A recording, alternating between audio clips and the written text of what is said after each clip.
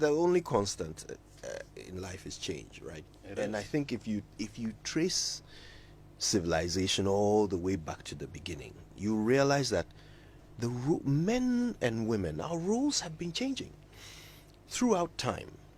I mean, back when we lived in caves, men, our job was just to stand at the entrance and make sure no animals come in to, attack. We had to go out and hunt and find food, come back so that, everybody in the cave will be fed. Literally, just by nature of our bigger, taller, stronger stature, a role was assigned to us. And that was what we did. And we carried out that role through centuries. It became part of the DNA, the DNA coding that we pass on to our sons, that your job is to provide and to protect. Yeah. And that continued on and on and on until quite recently, perhaps the First World War, when the whole world was engaged in one dispute, one battle, and all the men from all civilization were being sent there. So the things that men were doing at home to stand in front of the cave and protect, women had to suddenly step up and do those things. So they had to go into the factories, and they had to go and start doing the driving and all the things that typically in the past were, taken for granted that men would do them. And women would stay at home and raise kids. Suddenly, it was important for women to do a lot of the things men have been doing. So they came out and they did it, and did it well. Suddenly, these men finished fighting and came home. And they wanted to send these women back to come and take over what they were doing before. That was certainly not going to happen.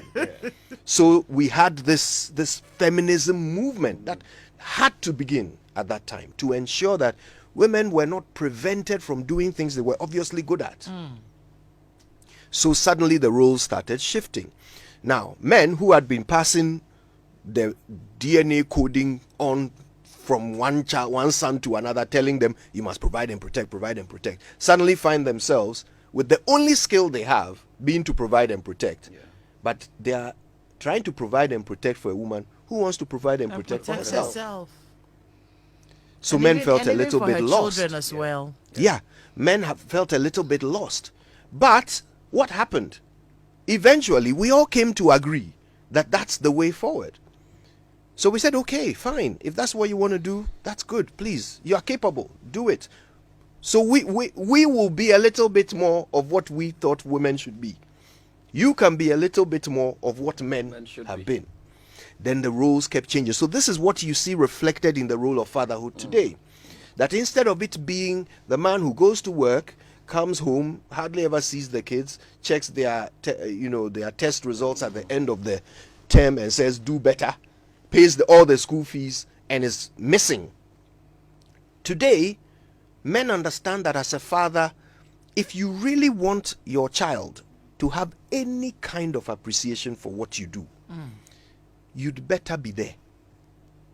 Now, it's weird. I mean, I feel bad for our fathers because God knows they broke their backs to make things happen. They worked miracles. Yeah. And I talked about this yesterday in the morning. I said, look, when it's a week to reopening school, I would come home and there would be school uniforms, sets of 3 of everything on my bed. My trunk is cleaned out, all the dents have been fixed, repainted, my chop box is full, and I have no idea how it happened. All I do is the day before I go to school, I come to him and I say, oh, this is a list of books, and he'll say, I'll take care of it. That's all. I'll take care of it. And the man will take care of it. I had no idea how. In fact, it didn't even seem wonderful to me. Like it was After all, that's his job. Of course. But if I'm hungry and my mother cooks my favorite meal for me, Christmas, she's an angel. If I'm sick and my mother puts a cold towel on my head, I'm the luckiest boy in the world. If I'm sad and my mother gives me a hug, I feel the most privileged child ever. Everything my mother did was a miracle. It was never, oh, she's just doing her job. And of course, she would remind me every chance she gets. Done with a lot of emotions. Yes, well, I mean, is that it? Well, but it's still just her job. It's just her job. She will remind me at least 3 times a week, because I was a stubborn child, that she carried me for 9 months. Another miracle. Leave us alone. Everything my mother did was a miracle. Everything my father did was just his duty. Just his job. Oh. I never saw the miracle of it until I became a father. Right?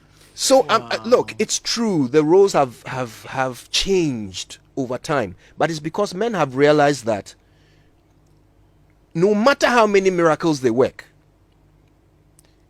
nobody is ever going to appreciate daddy unless he's more like mommy. So in addition to nobody, it's true. And in addition to whatever miracles he works as daddy, he must also be like mommy. Otherwise, he will grow up and his kids will just never understand or appreciate the role he played in their lives. I'll come to you, but when you say daddy must be like mommy, what do you mean? Really? What I mean is, the things that we saw our mothers do and consider to be miracles, our fathers have to do the same. So, like the hugs? Yes, you have to be there. You have to give me hugs. You have to soothe me when I'm hurt, I'm in pain. You have to play with me. You have to sit with me. You have to do all the things that in the past our mothers did traditionally and we considered to be miraculous. You have to cook my favorite food for me.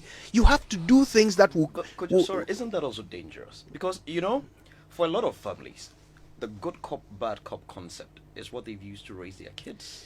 Yes, and I tell you it works. If you go that way and daddy has to now be like mommy, who's now going to play good cop, George, bad cop? I tell you, you are right. Yeah. The problem is that no child, I say no child, that's a big generalization, but children just will not consider daddy to be as close to them as mommy.